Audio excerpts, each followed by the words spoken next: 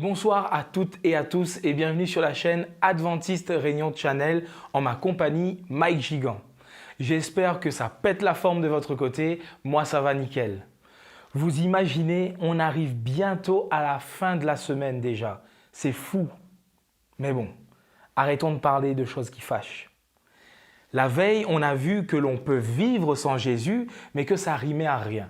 Ce soir, on va continuer un peu plus ce sujet en se demandant pourquoi suivre Jésus. Ok, il y a des personnes qui l'ont suivi, ok, il y a un monde meilleur après, mais on pourrait aussi que profiter de ce monde-là, mourir et c'est tout. Alors, c'est pas faux. Mais premièrement, c'est nier le fait que l'homme aimerait vivre éternellement. Le roi Salomon disait que Dieu a mis en l'homme la pensée de l'éternité. C'est pour ça que bien qu'on sache qu'on n'est pas éternel, on y pense bien souvent. On a vu un psaume hier, vous vous souvenez, celui d'Asaph. Il disait qu'il allait tomber, qu'il allait glisser car il était jaloux du bonheur des méchants. En même temps, ça peut être compréhensible. On a vu qu'il voyait les gens réussir dans leur vie, ils vivent longtemps sans maladie, ils sont heureux et ils n'ont rien à faire de Dieu. Quand il a réfléchi à tout ça, il s'est dit « mince alors, c'est vraiment compliqué ». Jusqu'au moment où il est entré dans la maison de Dieu, dans son temple. C'est ce qu'on appelle aussi le sanctuaire. Et là, il a tout compris. Justement, j'aimerais voir avec vous qu'est-ce qu'il y a dans ce sanctuaire pour que tout ce qu'il a regardé, tout ce qu'il a envié chez les méchants s'envole comme ça en un claquement de doigts. Le sanctuaire, c'est quoi? C'est un lieu où habite la perfection de Dieu. Justement, à un moment, Dieu va dire à son peuple de lui construire un sanctuaire. Et comme ça, il va habiter parmi eux. Bon, on voit un peu mal comment Dieu va réellement pouvoir habiter dans une maison. Mais ça, le peuple le savait. Le roi Salomon, qui a construit un plus grand temple, va dire que le ciel et tout l'univers ne pourraient contenir le Seigneur. Donc, encore moins une maison bâtie par des hommes. Mais ce qu'il faut bien comprendre, c'est que Dieu a quand même choisi un endroit pour y mettre sa présence. Par là, le peuple devait comprendre quelque chose. Autour de cette maison étaient organisées des fêtes, des rituels particuliers, mais forts. Un peu comme les anniversaires, les fêtes des mères, des pères, etc. Ça a une signification. Là, ces fêtes données par Dieu avaient des significations, mais bien plus importantes, évidemment. Vous connaissez certaines fêtes d'entre elles. Pâques, la Pentecôte, mais il y en a plus. Il y en a 7. La Pâques, la fête des pains sans levain, la gerbe des prémices, la fête des semaines ou la Pentecôte, la fête des trompettes, le jour des expiations et la fête des tentes. Pourquoi je vous dis tout ça? Si Asaph dit qu'il a compris les choses en entrant dans le temple de Dieu, c'est qu'il a compris ces choses-là en regardant ce qui se passait autour de tout ça. Ce qu'il faut comprendre, c'est que ce qui se passait dans le sanctuaire de Dieu, les fêtes, les rituels, c'était des symboles. Des symboles de ce qui allait se passer. En fait, la Bible nous apprend que Jésus est entré dans le temple de Dieu. Mais pas dans le temple qui a été construit par le peuple. Jésus est entré dans le vrai temple de Dieu, celui que le Seigneur a fait lui-même. Il y est entré pour travailler après sa résurrection, après qu'il ait été revenu voir ses disciples. La parole nous dit que toutes les fêtes qui étaient organisées, qui étaient célébrées, n'étaient que des images et des ombres des choses célestes, les vraies choses. Quand vous prenez une image de vous, ça vous ressemble. Si vous regardez votre ombre, elle a les mêmes contours que vous. Pour les fêtes et ce qui se faisait avec le sanctuaire sur la terre, c'est la même chose. Si la Bible dit que la Pâque était une image, une ombre de ce qui allait se passer, des vraies choses, on doit comprendre en quoi c'est important. Pour la Pâque, justement, qui commémore la libération du peuple d'Israël de l'esclavage d'Égypte, le prince d'Égypte, Exodus, Paul a dit que Jésus est notre Pâque. C'est lui l'agneau de Dieu qui nous a délivrés de l'esclavage du péché. Vous connaissez la Sainte Seine. On prend du pain et du jus de raisin comme Jésus l'a fait avec les 12 apôtres, un peu avant sa mort. Et on les prend comme souvenir de la mort du Seigneur Jésus jusqu'à ce qu'il revienne. La fête des pains sans levain, elle, venait juste après celle de la Pâque. Le levain dans la Bible, comme la levure, est un symbole du péché, du mal. C'est pour ça que, parce que Christ est notre Pâque, qu'il a été le sacrifice, la Bible nous dit de faire disparaître le mal, le vieux levain, et d'être une nouvelle pâte. En Christ, nous sommes de nouvelles créatures. Et du coup, on doit vivre en conséquence de ça. Vous vous souvenez, le discernement qu'on doit avoir grâce à Dieu. La gerbe des prémices, la troisième fête, nous rappelle la résurrection de Jésus. Une gerbe, c'est quoi? C'est comme un bouquet. Les prémices, ce sont les premiers fruits de la terre. Donc la gerbe des prémices, c'est le bouquet des premiers fruits de la terre. Ce bouquet devait être présenté devant Dieu en l'agitant d'un côté et de l'autre pour que Dieu puisse dire « Ok, c'est bon ». Jésus a été les prémices de ceux qui sont morts. C'est ce que Paul nous dit. C'est-à-dire que si Jésus n'était pas ressuscité, personne ne peut l'être. Et si les morts ne ressuscitent pas, Paul nous dit « Mangeons, buvons, faisons ce que nous voulons, car demain nous allons mourir ». Nos vies dépendent de la mort et de la résurrection de Jésus. Ces trois fêtes dont on a parlé, Pâques, la fête des pains sans levain et la gerbe des prémices, Jésus les a accomplies sur terre dans sa vie, sa mort et sa résurrection, comme on vient de le voir. J'espère que vous me suivez encore. Il reste 4 fêtes et c'est très important pour nous de comprendre tout ça. La Pentecôte. On a vu juste avant la gerbe des prémices, les premiers fruits de la terre. Maintenant, on célèbre le début même de la moisson, la fête des semaines, plus connue sous le nom de la Pentecôte. C'est une fête liée à la récolte. Un peu plus tard, les Juifs ont assimilé cette fête au fait que Moïse ait reçu les 10 commandements sur le mont Sinaï. Les apôtres, quand ils ont fêté la Pentecôte, ont reçu le Saint-Esprit que Jésus avait promis. L'accomplissement de cette fête s'est réalisé quand le Saint-Esprit a été envoyé sur terre par Jésus. Jésus monte au ciel et il envoie le Saint-Esprit. D'une certaine manière, nous récoltons le Saint-Esprit, non par nos efforts, mais donné par Jésus comme avant-goût du monde à venir. C'est la garantie de ce que l'on va récolter plus tard. Vous voyez comment les fêtes que Dieu a données se réalisent en vrai, mais d'une manière beaucoup plus forte, tout comme une personne est plus grande que son nombre ou que son image. On arrive à la fête des trompettes. Le premier jour du 7e mois, il faudra sonner de la trompette.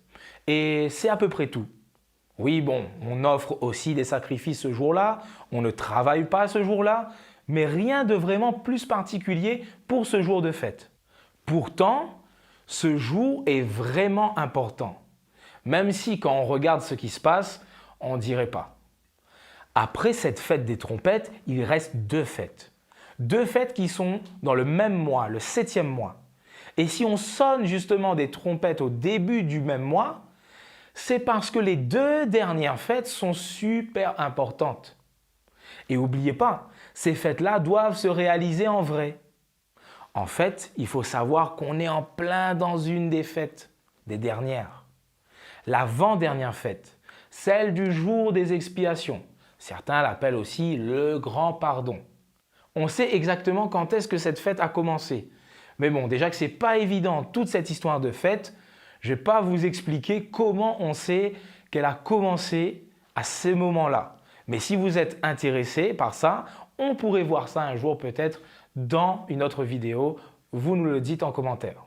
Il ne faut pas oublier que pendant toutes ces fêtes, on gravite autour du sanctuaire de Dieu. On fait des sacrifices. C'est important de comprendre que le temple de Dieu est bien concerné par ça. Son temple qui est composé de différents endroits. Comme dans une maison, on a la cuisine, le salon, la chambre, etc. Et dans ces différentes pièces, on ne fait pas les mêmes choses. On ne va pas dormir dans la cuisine, on ne va pas faire à manger dans la chambre. Pour le sanctuaire de Dieu, il y a une cour avec certains éléments et dans cette cour, il y a aussi une tente. Dans cette tente, il y a une pièce qui est appelée Saint et une autre appelée Saint des Saints. Genre, c'est vraiment une pièce très spéciale, très particulière, car Dieu a dit, pour faire les sacrifices et les autres choses, vous entrez tous les jours dans la cour et dans la pièce appelée Saint. Mais dans celle qui est appelée Saint des Saints, vous n'allez pas entrer comme vous voulez et quand vous voulez.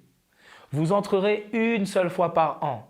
Et ce n'est qu'une seule personne qui pourra entrer, le prêtre en chef. Et du coup, dans ces différentes pièces, on ne fait pas les mêmes choses, tout comme pour la cuisine et la chambre. Pourquoi je vous dis tout ça? Parce que justement, si on revient au jour des expiations, c'était ce fameux une seule fois par an où on pouvait entrer dans le Saint des Saints, pendant ce jour-là, tout le monde devait bien être concentré sur ce qui allait se passer. C'était le jour où, symboliquement, celui qui allait entrer dans une pièce allait enlever, prendre tous les péchés qui étaient accumulés dans la maison de Dieu et les envoyer à la destruction. Et oui, les péchés du peuple, quand ils demandaient pardon, étaient envoyés dans le temple de Dieu et les péchés étaient pardonnés. Ça veut dire que Dieu prenait lui-même tout sur lui dans le sanctuaire. Il se chargeait des péchés. Arrivé à cette fête-là, le prêtre en chef faisait un sacrifice pour les péchés, pour purifier le sanctuaire, pour enlever les péchés du sanctuaire. Il passait dans la cour, dans le Saint et le Saint des Saints. Après, quand il avait fini ça, le peuple était entièrement débarrassé du péché. Plus que ça, quand il sortait de la maison de Dieu, il prenait un autre animal qui symbolisait l'auteur du mal, Satan lui-même, et il envoyait les conséquences du péché sur lui, lui qui est le mal symbolisé. Après, on conduisait cet animal dans le désert et personne ne le revoyait. Je vous ai dit que l'on est en plein là-dedans. Ça veut dire que Jésus, qui travaille dans le vrai temple de Dieu en tant que prêtre en chef, est dans le vrai Saint des Saints. Et il est en train d'enlever les péchés qui ont été pardonnés, ces péchés que Dieu a décidé de régler.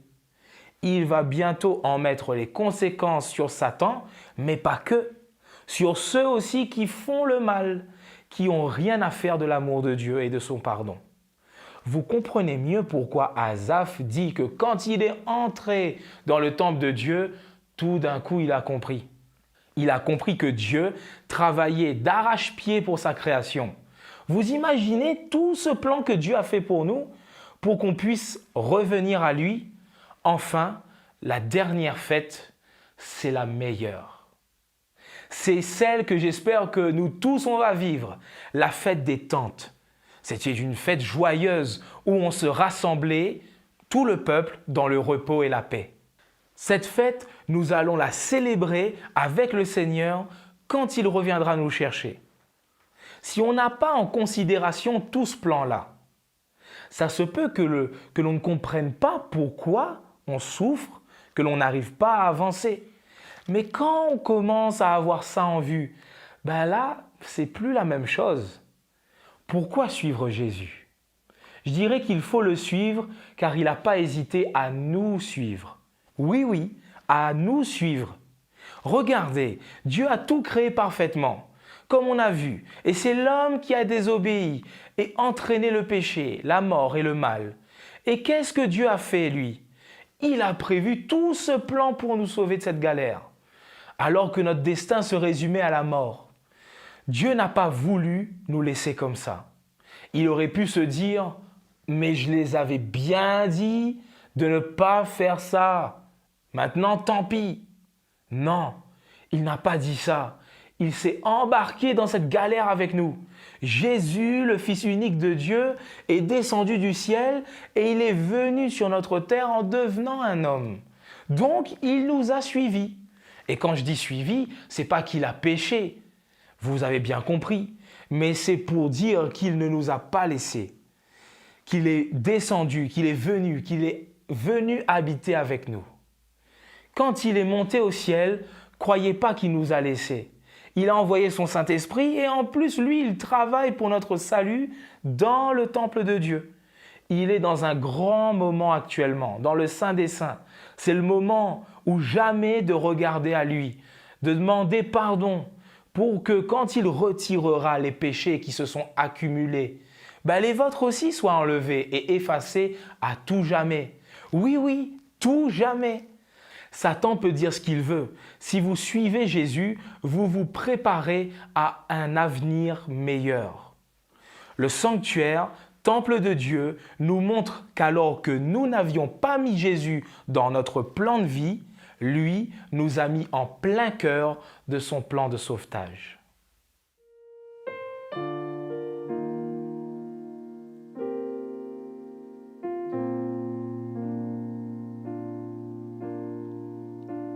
Si je me tais, oh, j'apprendrai à écouter la voix du bon berger.